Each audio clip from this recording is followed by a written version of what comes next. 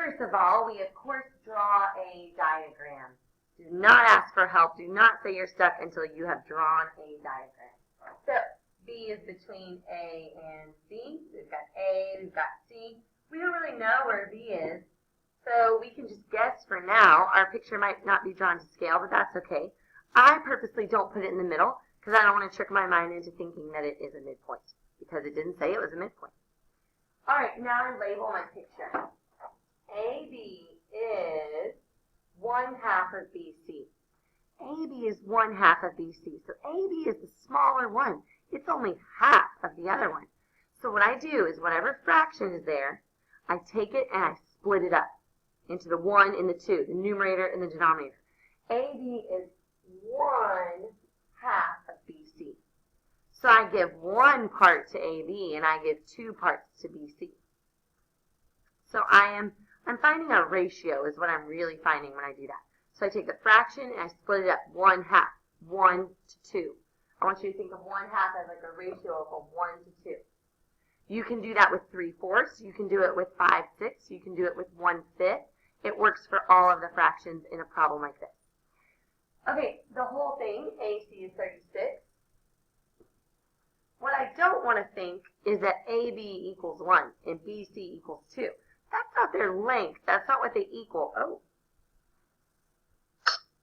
So because it's not their length, because it's a ratio and not a length, I attach an X to it. All right, so now I have a simple segment addition problem. Part plus part equals whole. In the future, as you get better at these, can you look at that problem and just take 36 and divide it by 3? Sure you can. But I want to make sure you know why you're dividing by 3 instead of dividing by 2. There are not 2 parts to this segment. It's not cut in half. There are actually 3 portions to the segment. So you give AB 1 of the portions. He gets 12. And then you give BC 2 of the portions. So AB is 12 and BC is 24. 1x, 2x. X is 12. You could check your answers. You can check your answers. Does 12 plus 24 equal 36? Yeah, it does. Is 12 half of 24? Yes, it is. Cool. That's enough time on that problem, right? All right, we're just going to dive into some examples today. It's like segment addition and midpoint part 2. It's mainly just segment addition today. At the Berry Center, 3 football fans have seats W, D, and G that are collinear. So they're all sitting in the same row.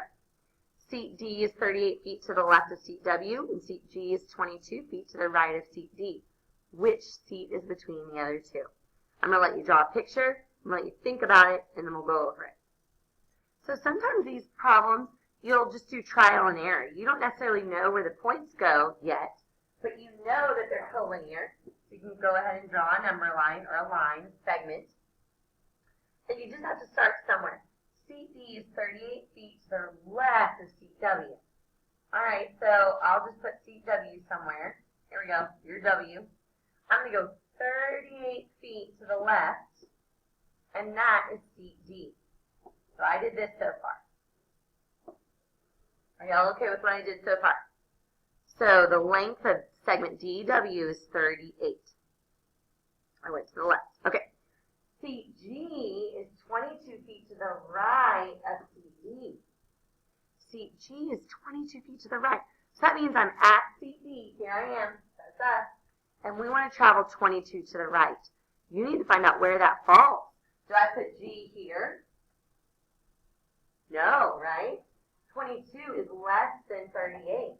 So it actually goes somewhere right here, where this is 22. So what's our answer to the question? The answer was G, right? What seat is between the other two? The answer is G. Now, if I asked you to find GW, could you find that? What's GW? Awesome. So you would do 38 minus 22. You want the leftovers. Leftovers, 16. All right. Let's try one a lot like it. Try this one. Draw a diagram. I'll give you some time to do it. Got it ready? All right. You're saying the answer is 42. Let's go over it. A, B, and C are collinear. But they didn't say what order they go in. So you need to be careful there. There's actually two answers. Did anyone get the other answer? There are two correct answers. And on a quiz, I would expect to see both of them. That's why we're going over this in class. I don't want to blindside you. I see that the longest segment is AC. So I'm going to put A and C far away from each other. 126. And then BC is 84. But where do I put B? Because BC is 84. Do I go to the left or do I go to the right of C? Good job. Good job. Do I go to the left or do I go to the right? Do I go 84 this way or 84 this way?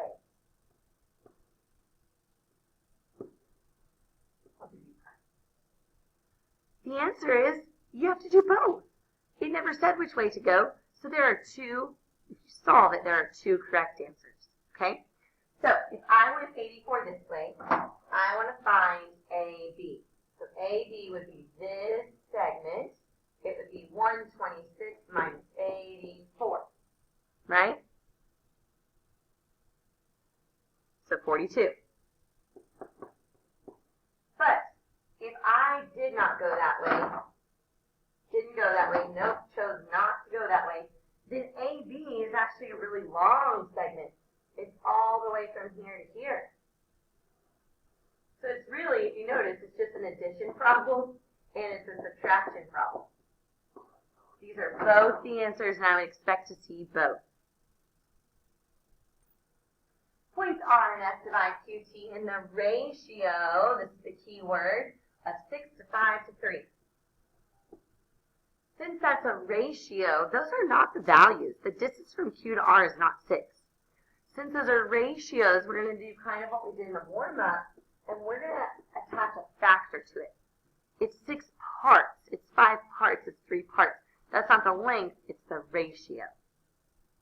QT on QD. QT is 42. Find the missing values. Easy stuff, right? Part plus part plus part equals whole.